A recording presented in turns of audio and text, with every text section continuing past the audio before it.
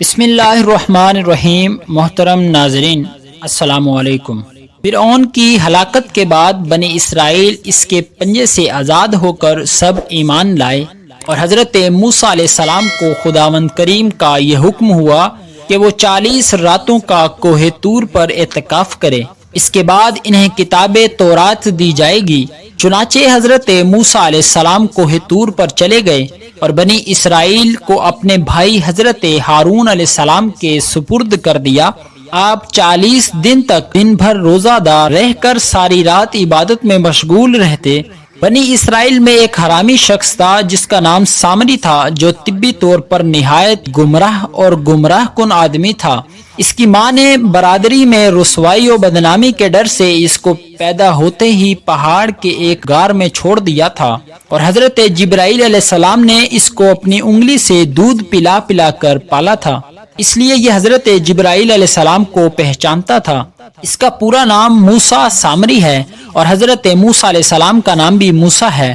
موسیٰ سامری کو حضرت جبرائیل علیہ السلام نے پالا تھا، اور حضرت موسیٰ علیہ السلام کی پرورش فرعون کے گھر ہوئی تھی، مگر خدا کی شان کہ فرعون کے گھر پرورش پانے والے موسیٰ علیہ السلام تو خدا کے رسول ہوئے، اور حضرت جبرائیل علیہ السلام کا پالا ہوا موسیٰ سامری کافر ہوا، اور بنی اسرائیل کو گمراہ کر کے اس نے بچڑے کی پوجا کرائی۔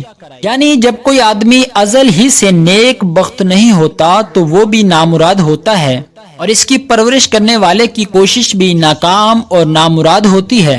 دیکھ لو، موسیٰ سامری جو حضرت جبرائیل علیہ السلام کا پالا ہوا تھا وہ کافر ہوا، اور حضرت موسیٰ علیہ السلام جو فرعون کی پرورش میں رہے وہ خدا کے رسول ہوئے۔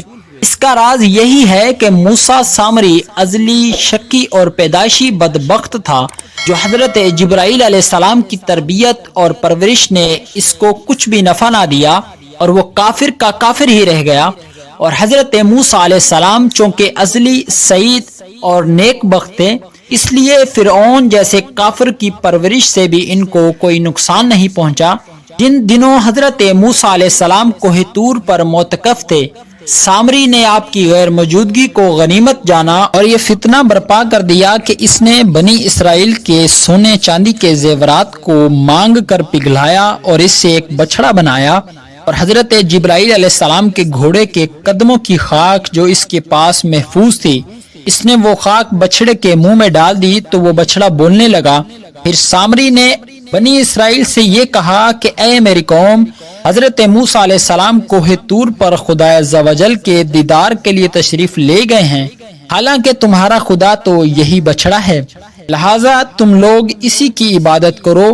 سامری کی اس تقریر سے بنی اسرائیل گمراہ ہو گئے، اور 12,000 آدمیوں کے سوا ساری قوم نے چاندی سونے کے بچڑے کو بولتا دیکھ کر اس کو خدا مان لیا، اور اس کے آگے سر مسجود ہو کر اس بچڑے کو پوجنے لگے۔ چنانچہ خداوند قدوس کا ارشاد ہے، ترجمہ: اور موسیٰ کے بعد اس کی قوم اپنے زیوروں سے ایک بچڑا بنا بیٹھی، بے جان کا دھڑ گائے کی طرح آواز کرتا۔ جب 40 دنوں کے بعد حضرت موسیٰ علیہ السلام خدا عزوجل سے ہم کلام ہو کر اور تورات شریف ساتھ لے کر بستی میں تشریف لائے اور قوم کو بچڑا پوجتے ہوئے دیکھا تو آپ پر بے حد غضب و جلال طاری ہو گیا۔ آپ نے جوش غضب میں تورات شریف کو زمین پر ڈال دیا اور اپنے بھائی حضرت ہارون علیہ السلام کی داڑھی اور سر کے بال پکڑ کر گھسیٹنا اور مارنا شروع کر دیا، اور فرمانے لگے کہ کیوں تم نے ان لوگوں کو اس کام سے نہیں روکا؟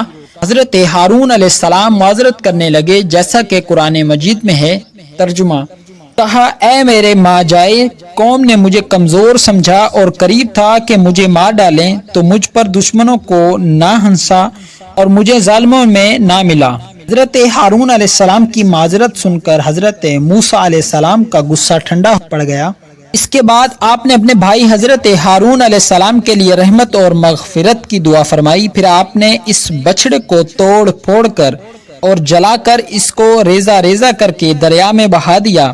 اس سے علماء کرام کو یہ سبق ملتا ہے کہ علماء کرام کو کبھی اپنے مذہب کے عوام کی طرف سے غافل نہیں رکھنا چاہیے، بلکہ ہمیشہ عوام کو مذہبی باتیں بتاتے رہنا چاہیے۔ آپ نے دیکھا کہ سامری نے 40 دن حضرت موسیٰ علیہ السلام کی غیر موجودگی سے فائدہ اٹھا کر ساری قوم کو بہکا کر گمراہ کر دیا۔ اسی طرح اگر علماء اپنی قوم کی ہدایت و خبرگیری سے غافل رہیں یہ تو بد مذہبوں کو موقع مل جائے گا کہ ان لوگوں کو بہکا کر گمراہ کر دیں۔ حضرت جبرائیل علیہ السلام کے گھوڑے کے پاؤں کی خاک میں جب یہ اثر تھا کہ بچڑے کے منہ میں پڑتے ہی بچڑا بولنے لگا تو اس سے معلوم ہوا کہ اللہ والوں کے قدموں کے نیچے کی خاک میں بھی خیر و برکت کے اثرات ہوا کرتے ہیں۔